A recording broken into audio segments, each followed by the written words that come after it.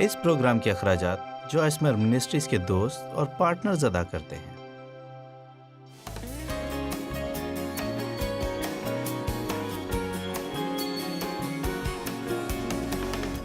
تقریباً 3 سال پہلے میرے دل پر یہ بوجھ ہے کہ میں لوگوں کو سکھاؤں کہ با مقصد زندگی کیا ہوتی ہے، اور یہ کہ با مقصد زندگی گزارنے کا بھی کوئی مقصد ہونا ضروری ہے۔ لہٰذا میں نے ایک کتاب لکھی ہے جس کا عنوان ہے دن کا فائدہ اٹھاؤ۔ مجھے یقین ہے کہ آپ میں سے بہت سے لوگوں نے یہ فقرہ پڑھا ہو، کارپ ڈائم ویل، اور اس کا مطلب ہے دن کا فائدہ اٹھاؤ۔ بنیادی طور پر اس کا مطلب یہ سیکھنا ہے کہ با مقصد زندگی کیسے گزاریں۔ یہ نہیں کہ صبح اٹھے اور سارا دن ادھر ادھر کی ہانکتے رہے اور یہ انتظار کرتے رہے کہ دیکھیں کہ کیا ہوتا ہے۔ کیا آپ ان لوگوں میں سے ایک ہیں جن کے پاس صبح کے وقت تو بہت سے منصوبے ہوتے ہیں، لیکن رات کو جب بستر پر جانے تک آپ سارا دن مصروف رہتے ہیں لیکن آپ کو معلوم ہی نہیں ہوتا کہ آپ نے کیا کیا؟ جو چیز آپ مکمل کرنا چاہتے تھے وہ آپ مکمل نہیں کر پائے۔ دیانتداری سے کہتی ہوں کہ ایسا ہونے کی وجہ یہ ہے کہ آپ نے ہر طرح کے حالات کو اجازت دی ہے کہ وہ آپ کو گھیر لیں، اور ہم ہمیشہ یہ کہتے ہیں کہ میرے کام میں بہت زیادہ مداخلت ہے، لیکن سچ یہ ہے کہ آپ نے اپنے ساتھ مداخلت ہونے دی۔ آمین۔ وہاں ایک شخص کو یہ بات اچھی لگی ہے۔ شکریہ، یہ حوصلہ افزا بات ہے۔ میں بھی ایسا ہی کرتی ہوں، آپ جانتے ہیں یہ ایسے ہی ہے۔ ہمیں فون کا جواب محض اس لیے نہیں دینا کہ اس کی بیل بج رہی ہے۔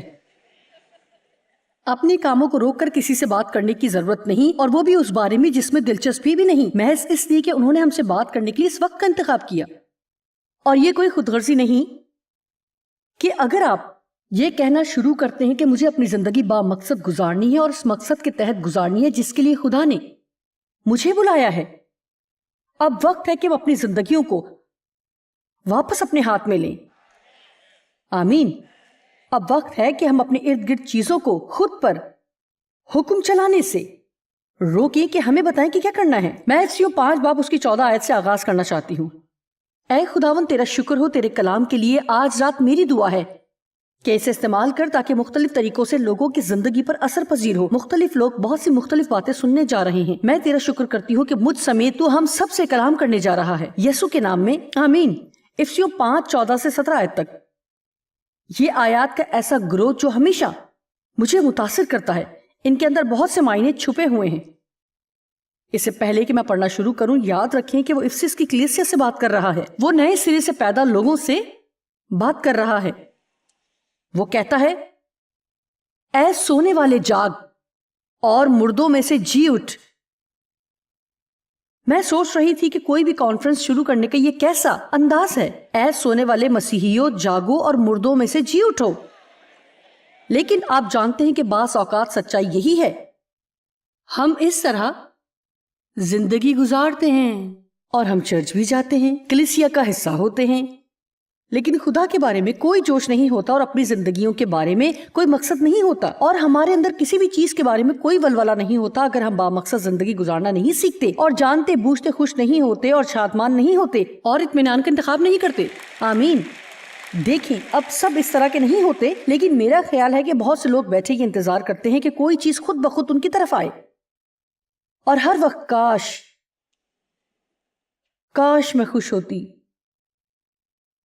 کاش میرے پاس آپ جیسی زندگی ہوتی، کاش میں نظم و ضبط کی مالک ہوتی، کاش میں 30 برس سے کام کر رہی ہوتی۔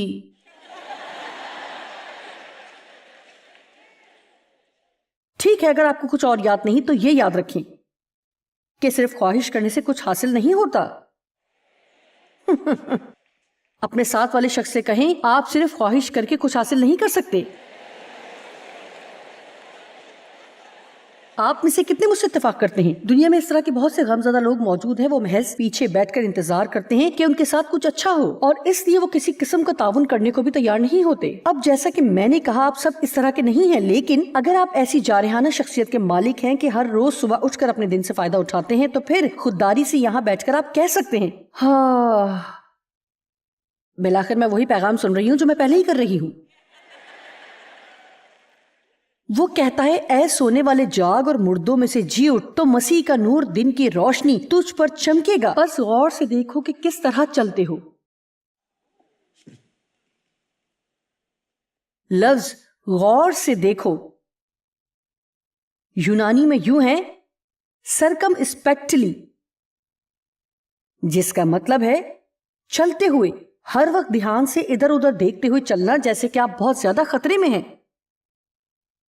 در حقیقت پاسٹر مائک مجھے بتا رہے تھے کہ انہوں نے اس لفظ کی گہری اسٹڈی کی ہے، اور انہوں نے کہا اس کی تصویر کچھ یوں بنتی ہے کہ جیسے ایک شخص کانٹوں بھری زندگی پر ننگے پاؤں چل رہا ہو، تو وہ کس قدر احتیاط سے چلے گا۔ میرا مطلب ہے آپ کو بے حد احتیاط کی ضرورت ہے، لیکن دیکھیں میرا خیال ہے کہ بعض اوقات ہم اتنی احتیاط نہیں برتتے۔ بائبل کہتی ہے کہ ابلیس شیر ببر کی مانند دھاڑتا پھرتا ہے اور ڈھونڈتا ہے کہ کس کو پھاڑ کھائے۔ وہ جسے بھی چاہے ہر ایک کو نہیں کھا سکتا، لیکن صرف سوئے ہوئے مسیحیوں کو، ان لوگوں کو جن کو خیال نہیں کہ زندگی کس طرح گزار رہے ہیں۔ مثال کے طور پر آپ میں سے کتنے لوگ ہیں جو پچھلے ایک ہفتے میں خفا ہوئے؟ ٹھیک ہے، یہ کانٹا تھا، لیکن اگر آپ بہت احتیاط سے زندگی گزار رہے ہوتے تو آپ کو اس کے بارے میں ضرور سوچنا تھا۔ میں جانتی ہوں کہ یہ کیا ہے اور میں اس کے چنگل میں نہیں پھنسوں گی، دوبارہ نہیں، میں پہلے اس میں سے گزر چکی ہوں۔ دیکھیں بہت سی چیزیں جو ہمارے ساتھ واقع ہوتی ہیں، ابلیس ہم سے چرانے کی کوشش کرتا ہے، چاہے وہ ایک لمحہ چرانے کی کوشش کرے یا ایک گھنٹہ یا ایک پوری زندگی، ہماری خوشی یا ہمارا اطمینان۔ وہ شیر کی مانند دھاڑتا پھرتا ہے اور ڈھونڈتا ہے کہ کس کو پھاڑ کھائے۔ کون ہے جو ایمان میں ثابت قدم رہتا ہے؟ جانتے ہیں ہمیں بہت احتیاط سے چلنا ہے۔ بس غور سے دیکھو کہ کس طرح چلتے ہو با مقصد زندگی، قابل قدر اور کرینے کی زندگی۔ نادانوں کی طرح نہیں بلکہ داناؤں کی طرح چلو، یعنی سمجھدار اور ذہین لوگوں کی مانند۔ اور مجھے یہ بہت پسند ہے۔ اور وقت کو غنیمت جانو، ہر موقع کو دانش مندی سے استعمال کرو، کیونکہ دن برے ہیں۔ کسی بھی لمحے کے معجزے کو اپنے ہاتھ سے جانے نہ دو، اور ایسے شخص بنے جو یہ جاننے کے لیے ہوشیار رہتا ہے کہ خدا اسے کیسے استعمال کرنا چاہتا ہے، جو یہ جاننے کے لیے بےتاب ہے کہ خدا کیا چاہتا ہے، چاہے وہ کسی کے لیے ایک چھوٹا سا تعریفی جملہ ہی کیوں نہ کہنا ہو، لیکن یہ ان کے لیے زندگی بدل دینے کی قدرت رکھتا ہو یا ان کے دل کو بدل کر رکھ دے۔ ان مواقعوں کو کھو نہ دیں جنہیں خدا استعمال کرنا چاہتا ہے، اور وہ موقع ضائع نہ کر دے جن سے ہم خدا کی فرمانبرداری کر سکتے ہیں۔ آئیے اس طرح کے لوگ نہ بنے کہ جو کام خدا ہم سے لینا چاہتا ہے وہ کروانے کے لیے اسے 3 ہفتے تک ہم پر کام کرنا پڑے اور تب بالآخر ہم وہ کرنے لگیں۔ آمین۔ اگلے 3 سیشن میں ہم ضائع کرنے کے حوالے سے مزید بات کریں گے۔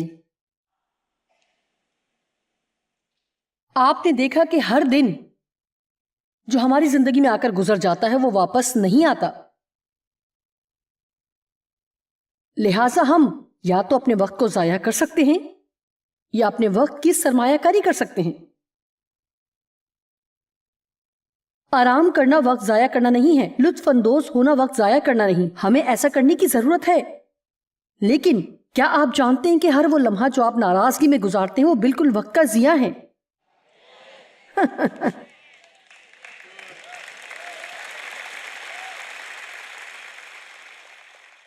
ہر 15 منٹ جو آپ خود پر ترس کھاتے ہوئے گزارتے ہیں ضائع ہو جاتا ہے۔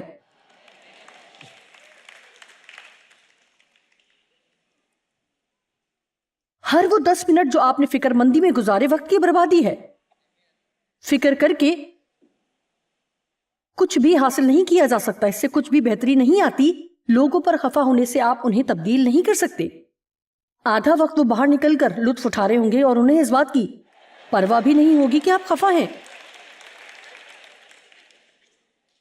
اور ابلیس بھوکے ببر شیر کی مانند ڈھونڈتا پھرتا ہے کہ کس کو پھاڑ کھائے۔ ہمیں دانش مند اور ذہین لوگوں کی مانند زندگی گزارنے کی ضرورت ہے، نہ کہ نادانوں کی طرح جنہیں معلوم ہی نہیں کہ وہ کیا کر رہے ہیں۔ ہمیں کلام کو سیکھنے کی دعا کرنے کی ضرورت ہے. میں پرواہ نہیں کرتی چاہے ہمیں دن میں سینکڑوں بار دعا کرنا پڑے کہ خداوند میری مدد کر کے وہ کروں جو اپنے کلام میں کرنے کے لیے تو نے مجھے کہا ہے. میری مدد کر کے میں سوئے ہوئے مسیحیوں کی طرح زندگی نہ گزاروں جن کی آنکھوں پر پردہ پڑا ہوا ہے اور دنیا میں بے مقصد پھر رہے ہیں اور دشمنوں کے حملوں پر کوئی توجہ نہیں دے رہے.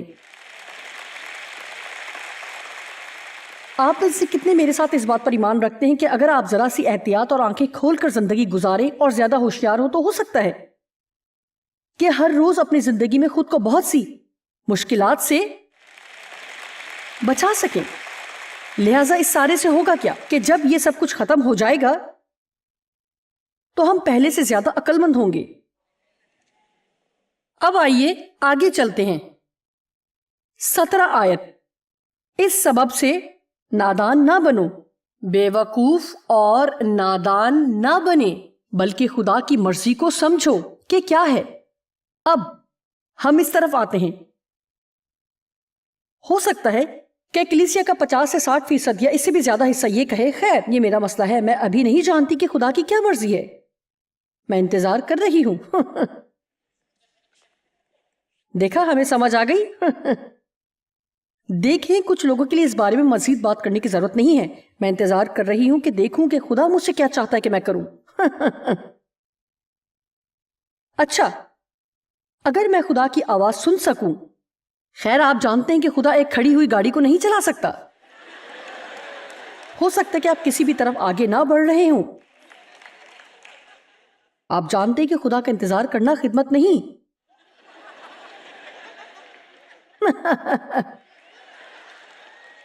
اب بائبل خدا کا انتظار کرنے کے بارے میں بات کرتی ہے، لیکن یہ اس طرح کا انتظار نہیں جو ہم کرتے ہیں. یہ بیکار بیٹھ کر انتظار کرنا نہیں ہے کہ دیکھیں خدا کیا چاہتا ہے کہ میں کروں. آپ جانتے ہیں کہ جب پہلی بار میں نے اپنی زندگی میں خدا کی بلاہٹ کو محسوس کیا، میرا مطلب ہے میں نے وہ سب کچھ کیا جو میرے چرچ میں میسر تھا.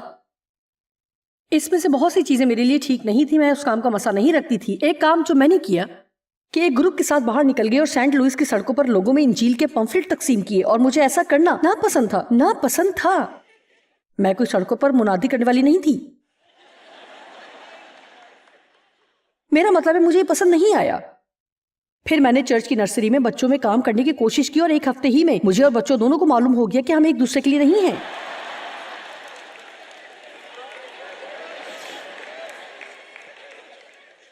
میں نے لوگوں کی خدمت کرنے کی کوشش کی، لیکن افسوس میں اس کام کے لیے بھی نہیں تھی. مجھے مدد کی ضرورت تھی. آپ جانتے ہیں میں ایک قائد ہوں، میں پیدائشی استاد ہوں، اور جب میں اس کے لیے منہ کھولتی اور تعلیم دیتی ہوں یہ ٹھیک ہے، آج تک ٹھیک ہے. آپ نے دیکھا آپ کو باہر نکلنے اور کچھ کرنے کی ضرورت ہے جب تک کہ آپ معلوم نہ کر لیں کہ آپ کے لیے کیا ٹھیک ہے. کوئی کام جو شاید آپ بہت عرصے سے کر رہے ہیں، بعض اوقات زندگی کے مختلف وقتوں میں وہ اب ٹھیک نہیں لگ رہا ہوتا. آپ جانتے ہیں پچھلے برس میں نے ایک فیصلہ کیا کہ اب جب میں کہتی ہوں کہ میں ڈیو کے علاوہ کسی سے شادی نہیں کروں گی، میرا مطلب ہے کہ ہم اپنے منصوبوں سے بھی شادی کر لیتے ہیں. خیر ایسا ہی ہوتا ہے، میں نے ہمیشہ ایسا ہی کیا، لہٰذا مجھے ایسے ہی کرنا ہے. اور خاص طور پر جب آپ خدمت میں ہوں اور آپ بہت عرصے سے خدمت میں رہے ہوں تو آپ ایک نظام بنا لیتے ہیں اور آپ اسی نظام کے تحت کام کرتے ہیں، اور آپ کو وہی کرنا ہے جو آپ کو کرنا ہے. اور آپ جانتے ہیں کہ آپ اپنے منصوبوں سے بھی شادی کر سکتے ہیں اور یہ بھی نہیں سنتے کہ خدا آپ سے کیا کہنے کی کوشش کر رہا ہے. میری بات سنیں، خدا کو اس بات سے کوئی غرض نہیں کہ آپ کتنے عرصے سے اس انداز میں کام کر رہے ہیں، لیکن اگر آپ اسے تبدیل کر کے ویسے نہیں کرتے جیسے وہ چاہتا ہے تو وہ کام نہیں کرے گا. آمین.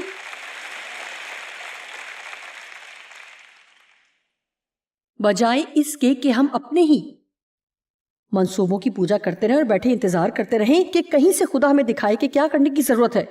اگر ہم یہ سیکھ جائیں کہ پاک روح کی ہدایت اور رہنمائی میں کس طرح چلنا ہے تو زندگی بہت خوشگوار ہو سکتی ہے. خدا آپ کو تب دکھائے گا جب وہ کہے کہ چلو، اور آپ چلنے کے لیے تیار ہوں گے. اب چند منٹ کے لیے میں آپ سے خدا کی مرضی اور انسان کی مرضی پر بات کرنا چاہتی ہوں. خدا ہم میں سے ہر ایک کے لیے منصوبہ رکھتا ہے. کچھ ایسے کام ہیں جو ہمارے کرنے کے لیے اس نے پہلے سے تیار کر رکھے ہیں. پہلے سے تیار کرنے سے ہرگز یہ مراد نہیں کہ وہ خود بخود وقوع پذیر ہو جائیں گے. اگلے 3 سیشنز میں ہم ان حوالہ جات پر غور کریں گے جن میں خدا بتاتا ہے کہ اس نے ہم میں سے ہر ایک کی زندگی کے لیے پہلے سے منصوبہ بندی کر رکھی ہے اور ہر ایک اچھا منصوبہ تیار کر رکھا ہے جس میں آپ بھی شامل ہیں. ایک اچھا منصوبہ جو نہ تو اوسط درجے کا منصوبہ ہے اور نہ ہی نیم دلی سے بنایا گیا منصوبہ ہے. اور یہاں لکھا ہے کہ اس نے مقرر کر رکھا ہے کہ ہو سکتا ہے کہ ہم اس میں چلیں، ہو سکتا ہے کہ آپ اس میں چلیں. دیکھیں، خدا کہتا ہے کہ یہ ہے جو میں نے تیار کر رکھا ہے. اب کیا تم اسے چاہتے ہو؟ مجھے یہ بہت پسند ہے. اس نے یشوع سے کہا جہاں کہیں بھی تیرے پاؤں کا تلوا ٹکے وہ میں نے پہلے ہی تجھے دے دی ہے. خدا نے پہلے ہی ہر طرح کی چیزیں آپ کے لیے تیار کر رکھی ہیں، لیکن اب آپ کو اسے تلاش کرنا شروع کرنا ہے کہ وہ کیا ہیں اور ان پر چلنا ہے. اور میں آپ کو کچھ بتاتی ہوں، جب آپ خدا کی مرضی پوری کرنے لگتے ہیں تو شاید سب لوگ آپ کے لیے تالیاں نہ بجائیں. اور سنیں، جس کو یہ سننے کی ضرورت ہے وہ سن سکتا ہے. اب میں آپ سے کچھ کہنا چاہتی ہوں اور یہ اس قسم کی بات ہے جسے میں اس سیریز میں بتانے کی کوشش کر رہی ہوں کہ ہمارے لیے خدا کی ایک مرضی اور مقصد ہے، لیکن اس نے ہمیں ایک آزاد مرضی بھی دی ہے. اور خدا نے ہمیں یہ آزاد مرضی اس لیے دی ہے کیونکہ وہ ہم سے محبت کرتا ہے، اور محبت کا یہ تقاضا ہے کہ آپ جس سے محبت کرتے ہیں اس کو انتخاب کا حق بھی دیں. اگر لوگوں کو مجبور کیا جائے اور ان کا استحصال کیا جائے تو ایسی محبت نہیں. شاید کوئی کہے خیر، جب خدا جانتا ہے کہ ہم کیا فیصلہ کریں گے تو پھر اس نے ہمیں ایسی دنیا میں کیوں نہیں رکھا ہے جہاں کوئی برائی نہ ہو اور کوئی دکھ نہ ہو. ہم بڑے آرام سے خوش رہ سکتے تھے. لیکن سچائی یہ ہے کہ اس نے تو ایسا ہی کیا تھا. جب ہمارا آغاز ہوا تو ایسا ہی تھا. اگر آپ بھولے نہیں تو باغ عدن بہت کمال کی جگہ تھی. کوئی یہ سوال کر سکتا ہے کہ اس نے ہمیں ایسا کیوں نہیں بنایا کہ ہم گناہ نہ کر سکتے؟ کیونکہ یہ محبت نہیں ہے. اگر ہمارے پاس اس سے محبت کرنے اور اس کی فرما برداری کرنے کا چناؤ کا حق ہی نہ ہوتا تو بدلے میں ہم اس سے محبت نہیں کر سکتے تھے. دنیا کے خراب ہونے کی وجہ یہ نہیں کہ خدا خود غرض ہے، بلکہ ایسا اس لیے ہے کہ لوگ بے وقوفانہ کام کرتے ہیں. آمین. اور اگر ہم بے وقوفانہ کام نہ بھی کریں تو بھی ہماری زندگی میں دوسرے لوگوں کے بے وقوفانہ کام یا ماضی میں کیے گئے بے وقوفانہ کام موجود ہوتے ہیں اور ہمیں ان کا سامنا کرنا پڑتا ہے. اور جب آپ کے ارد گرد دنیا میں اتنے زیادہ بے وقوفانہ کام ہو رہے ہوں جیسے آج کل ہو رہے ہیں تو اس کا مطلب یہ ہے کہ آپ ہر وقت کسی نہ کسی سے مقابلہ کرتے رہیں. لیکن آپ کے پاس آزاد مرضی ہے، اور میں نہیں جانتی کہ انسان کی آزاد مرضی قوت ارادی کے متعلق ہمیں چرچ میں کافی تعلیم ملتی ہے یا نہیں. اور جب میں نہیں جانتی تو نہیں جانتی. میں نہیں جانتی کہ میں نے کبھی اس کے بارے میں پورا پیغام سنا ہو کہ آپ کے پاس ایک آزاد مرضی ہے. کیا میں آپ کو کچھ بتا سکتی ہوں؟ ہمیں انتخاب کرنا ہوگا کہ اپنی آزاد مرضی کا استعمال کریں. یہ وہ واحد چیز ہے جو کسی بھی اور چیز سے بڑھ کر ہمارے بارے میں بتاتی ہے. کیونکہ میں جو منتخب کرتی ہوں میں وہ ہی ہوں، اور یہ میرے کردار کی عکاس ہے. یہ میرے احساس سے کہیں گہری ہے، یہ میری سوچ سے بڑھ کر ہے. یہ ایک گہری چیز ہے یہ کہنا کہ مجھے نہیں لگتا کہ میں یہ کروں، یا میرے خیال میں یہ کوئی اچھا خیال نہیں ہے، لیکن میں ایسا کروں گی کیونکہ خدا نے مجھے ایسا کرنے کو کہا ہے.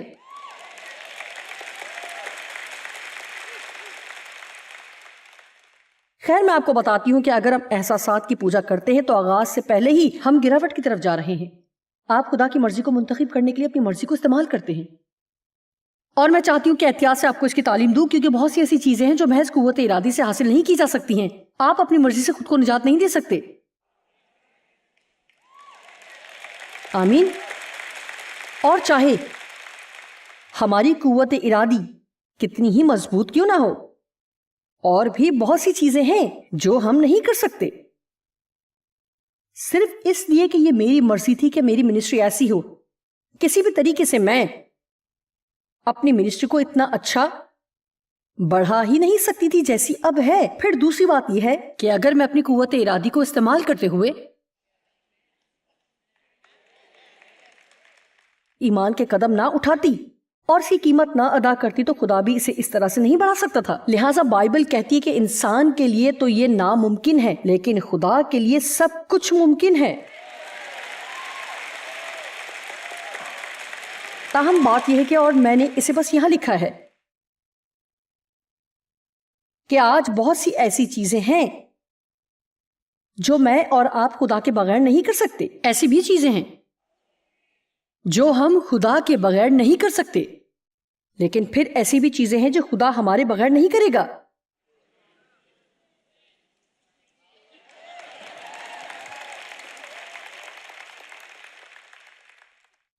مجھے آہستہ چلنا ہوگا. آج ہم ایک نئے دن میں ہیں.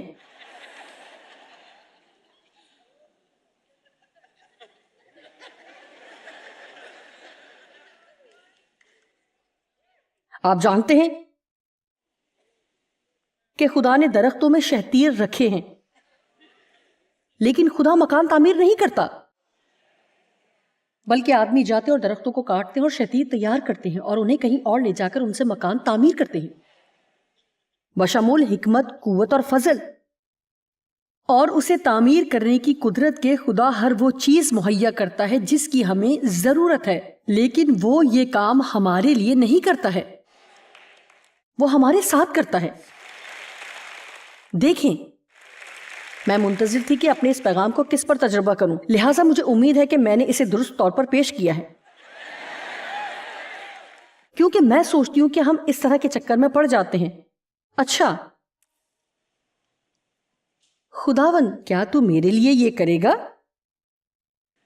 اے خدا، میں تیری منتظر ہوں کہ تو یہ کرے. ایک مرتبہ میں کسی کے لیے دعا کر رہی تھی جس کی کوئی ضرورت تھی. اے خدا، ان کی ضرورت پوری کر، ان کو مہیا کر. اور اس نے کہا، مجھ سے وہ کام کرنے کا کہنا ترک کر دو جو تم خود کر سکتی ہو لیکن کرنا نہیں چاہتی.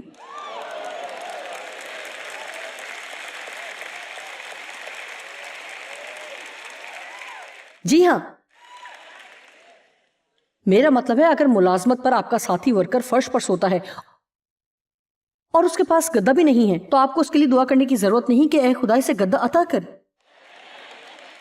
کیوں نہ آپ خود کچھ پیسے نکالیں اور اسے گدا خرید دیں.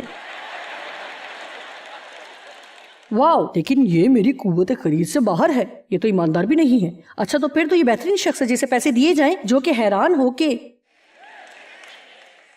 در حقیقت آپ کے پاس اپنے کار کے اسٹیکر کو ثابت کرنے کے لیے کچھ پھل بھی ہے.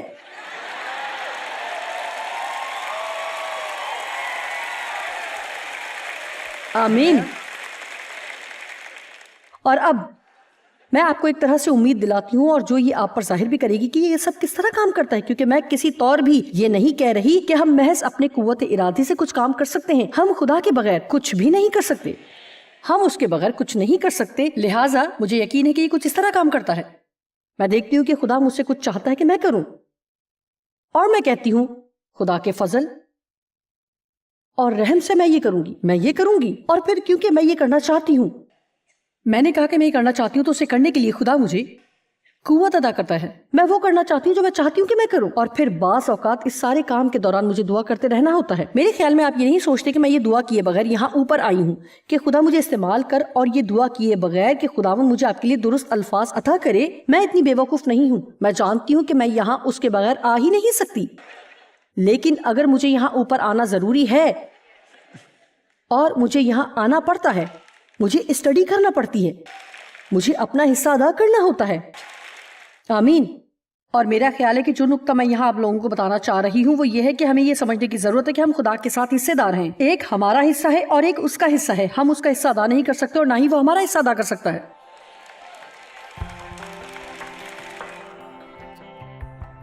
خیر، بامقصد زندگی گزارنا سیکھیں. اپنے دن کا اختیار اپنے ہاتھ میں لیں اور الہی حکمت کو استعمال کرتے ہوئے اپنے وسائل کا استعمال کریں، خاص طور پر اپنے سب سے اہم خزانے کا جو ہے وقت. یہ خدا کا تحفہ ہے، لہٰذا اس کو ضائع نہ کریں.